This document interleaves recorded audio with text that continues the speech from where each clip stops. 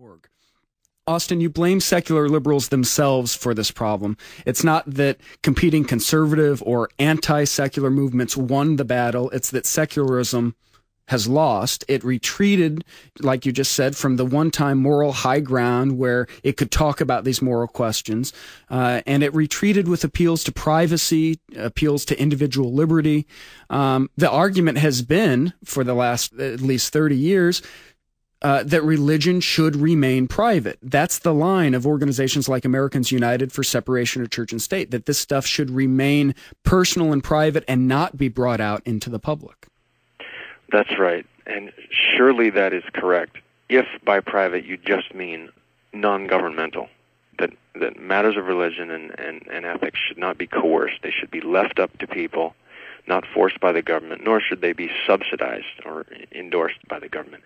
If that's what you mean by the private conscience, I have no problem. Unfortunately, the notion of privacy is a slippery one, and it slides imperceptibly from this notion of the non-governmental to the notion of the personal or the subjective. So here, secular liberals had hoped to prevent believers from introducing their sectarian beliefs into politics.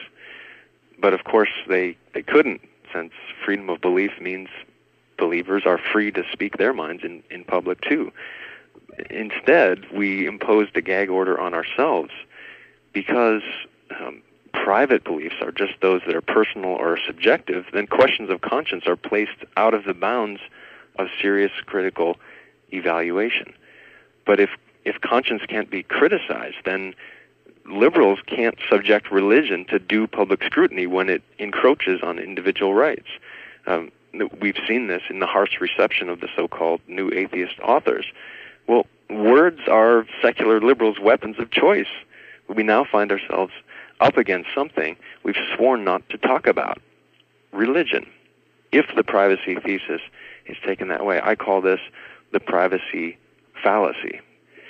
It consists in assuming that because conscience is private in the sense of non-governmental, it's private in the sense of personal preference. But there's a related confusion that I think comes from the core liberal idea of the freedom of conscience. Again, an indispensable principle that conscience must be left free from coercion. But the mistake, often unnoticed, that happens lies in thinking that because conscience is free from coercion, it must be free from objective standards of right and wrong. It should be free from criticism. It should be free from scrutiny, from someone expecting it to be testable right and wrong out here in the real world. This is the difference between Mill's liberty principle, which surely must be defended, and what I call the liberty fallacy. I mean, think about how we talk about beliefs these days, in English-speaking countries at least. I'm entitled to my belief. You know, you can't take it away from me, as though they were pieces of private property. This is the plague of liberal thinking. And surprisingly, this is the secular liberal attack on the new atheists. They say, who are you to sound just like those fundamentalist Christians? Your fundamentalist atheism dares to attack another person's personal religious beliefs. Exactly. Because of this confused, this sick interpretation of privacy and liberty of conscience, we've turned on our own. We're eating our own, and it's disgusting. I mean, Lord knows what an atheist fundamentalist would look like, right? I mean, the mantra of the religious fundamentalist is "I'm right, you're wrong, go to hell."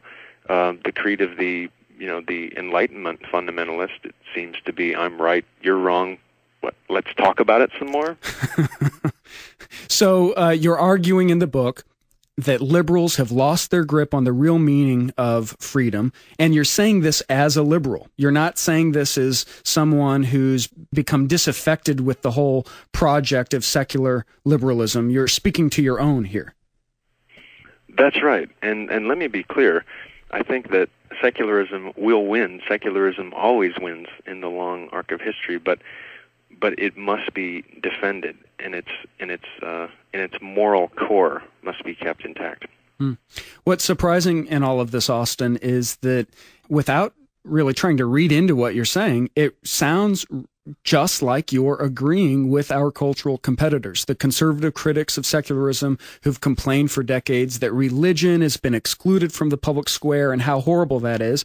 These are the folks that secularists have traditionally fought really hard against. In fact, Richard John Newhouse, the leading Catholic intellectual that George Bush seems to rely on a lot, the intellectual who wrote the really influential book, The Naked Public Square, in a review of your book, Newhouse calls you his ally.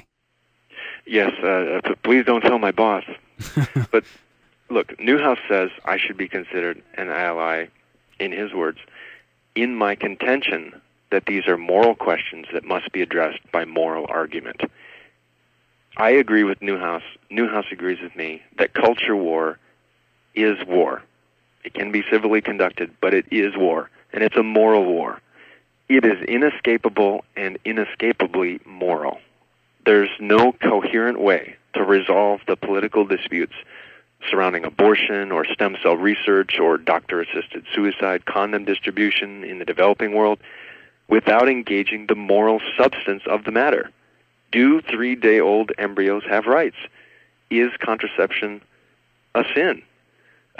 Now, Newhouse has said that the public square has been stripped of controversial religious and moral claims, his famous book, The Naked Public Square.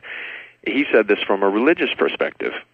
I'm saying it from a secular perspective. Think about how well the Naked Public Square has worked out for us. How well has it worked out for us? It's backfired, you're arguing. Politics is pious as never before, and it's we who have lost our shirts. You're saying that if the public square isn't naked, if these matters of conscience are allowed to be deliberated in the public square, that it will shed light on these religious arguments and hopefully puncture their pretensions. I don't know.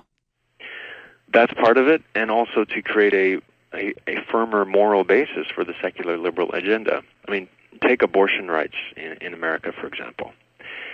The idea, sort of the philosophical strategy of the Roe v. Wade decision has been called the bracketing strategy. The idea here is that we can somehow resolve the policy question of whether women can terminate a pregnancy without resolving the question of, as the court put it, when life begins.